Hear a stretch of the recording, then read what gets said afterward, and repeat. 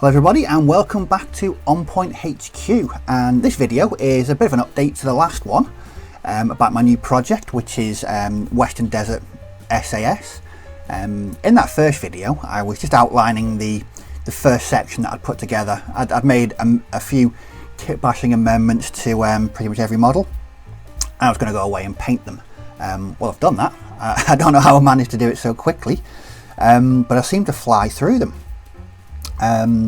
But they were really enjoyable to paint. I think that's what made the difference. They were something completely different to what I've been painting recently. So a lot of Germans, my foray into Napoleonics. It's been a long time since I painted anything like this. It's been years since I painted anything desert related. But I seem to fly through these 8. And I just thought I'd show you a couple of pictures of what they look like. So on the screen now will be some pictures of the completed unit in its entirety, and also the individual figures.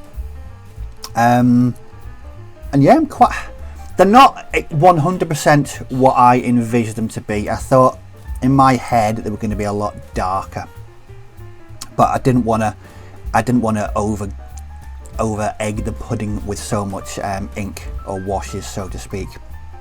But I just thought I'd run through, like in the previous videos, the individual figures. So on the screen now will be a picture of the NCO. As you can see, running, clutching his Tommy gun. I was going to go for a mishmash of different colours, so lots of greens, browns, khakis, buff, etc. But in the end, I just opted for a more uniform approach, just to give it a more cohesive look. Like I say, I'm about 90% happy with the way it's turned out. On the screen now will be the LNG team. As I outlined in the last video, I've decided to go for an MG34 to represent the many weapons that the SAS availed themselves of in World War II. Nothing was safe, and they would use pretty much any weapon they could find. But I like the way the team's turned out, especially with the ammunition boxes. It gives them that kind of mini diorama look. Up next is the two riflemen. I really like the poses on both of these guys. Like I said, there's the arm is from the US Marine Corps plastic box set. The guy chucking the grenade.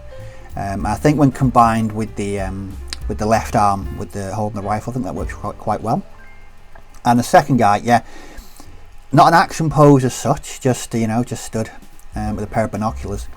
But I like this. Sometimes I'd like my figures not to be in dynamic poses. I'd like them to be, at rest or what have you. But no, I like that. It's a good kind of neutral pose that they've sculpted on there. Up next are the 3 dudes holding SMGs, and one with an MP40. Thanks for the correction there, tabletop generals. I don't know, my brain wasn't quite working today, but no, really thanks for the clarification. Again, I like I'm sort of happy with the way they've turned out. Like I say, 2 Tommy guns and an MP40, and that's the whole section, really in a nutshell. Yeah, as I mentioned in the previous video, I went for something different with the basing, and as you can see, the basing's the one part I'm actually really happy with. They turned out exactly the way that I wanted to. Now, what I didn't want to do was just plain sand basing, paint it brown, do a dry brush and stick a tuft on it or something like that. So I went for these more scenic bases to represent the kind of the dry, hard rocks in the desert. And yeah, the way the basing's turned out, I am actually really happy with. That's exactly how I wanted it to. When I was envisioning this project in my head, this was exactly the way I wanted the bases to turn out. So I'm 100% happy with the way that they've turned out, and I can see this being repeated through the rest of the project. The bases are really simple to make. I made them in about 5 minutes. Bit of painting, bit of dry brush, jobs are good, but they look really good. I think they look really effective as kind of rocky desert outcrop rock type things. But yeah, so that's the first section finished. Yeah, a bit different to what I normally paint, but I think that's what made me fly through them. I just sat down and thought, right, I'm going to just finish these off. Flew through them. largely stuck to my same painting process of block painting, then a wash, then simple highlights, and then go in and pick out the details. And it seems to have worked with these. I think, to be fair, I used Vallejo khaki grey as the base uniform. Now, when I combined that with the Agrax Earth Shade wash, it really produced some really good highlights.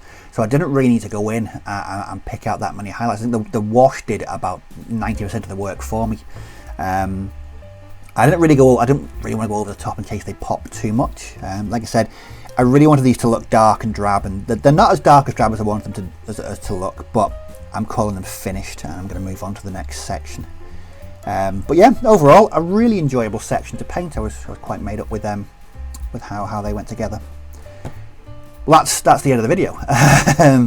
Yeah, as a start, it's a good starting point. At least I've got the painting process down, and I know what I'm going to do for the remaining 2 sections and the HQ.